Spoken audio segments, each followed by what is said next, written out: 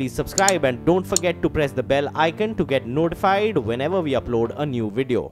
Is Thomas Cook. Debasis Nandy, the president and group CFO of the company, joins in to give us an update on their debt repayment plans. Hi, sir. Good afternoon. Your release says that you have repaid some debt ahead of schedule. So could you tell us what's the repaid amount and also, therefore, what's outstanding now? So we have prepaid the entire portion of our debentures, which is 67 crores. That was the outstanding amount.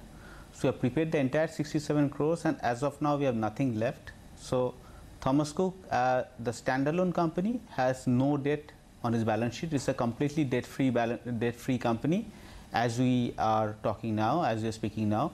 So we have a totally deleveraged balance sheet as of now. Okay, so that's on a standalone basis, right? Could you tell us what does this do to your consolidated debt, and is there a further reduction possible?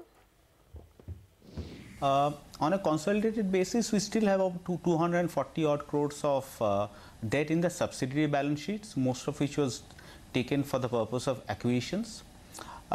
These are longer term debts which are getting repaid as per the schedule. However, we know that Thomas Cook as a group has pretty strong cash flows. Our cash flows are in the range of 220 to 250 crores a year, and we'll be using these cash flows in the next couple of years to prepay these debts as well. That's the intention, if the lenders agree, obviously. Okay, so on your P&L then, could you explain what will be the interest cost impact? How much could it come down by?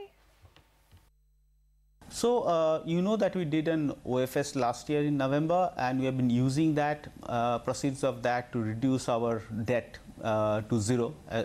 All of these, along with the interest income, would lead to improvements of over 36 crores on the bottom line of the company. Let's talk about business a little bit. I mean, the third quarter is seasonally strong. Could you talk to us a little bit about how bookings are shaping up for the third and the fourth quarter? So our forward bookings for the rest of the year has been about 31% higher than the previous year. That's on the leisure travel, outbound and domestic leisure travel side.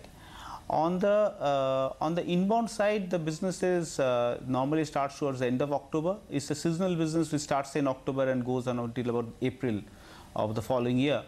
So it's a little too early to talk about it, but we have a strong pipeline of contracts, and we should see a lot of growth in a substantial amount of growth in that business, and the rupee devaluation actually would help that business in the current year as well. Right. So no, that is the point. So what is the impact of rupee depreciation? Because you're saying business outbound, etc., is 31% higher compared to last year. So no real impact in that sense? Okay, so on the outbound side, see, the primary season is from April to July or maybe August, and as you know, that the rupee depreciation happened over the last 1.5 months or so. So we really haven't seen much of the rupee devaluation. Did not really impact the outbound business while it was in the season. For the rest of the year, again, we do not see too much of an impact of that, because usually the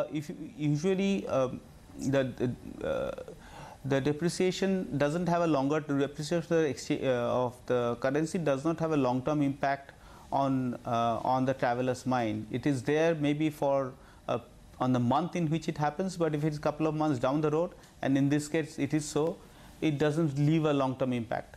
Also, the third quarter is a time when we rely primarily on the domestic market as well as the outbound business in the South Asia and the Southeast Asian markets, where the ticket sizes are low, the exposure to dollar movements are less, and therefore it's a lot better than what it would have been in the summer.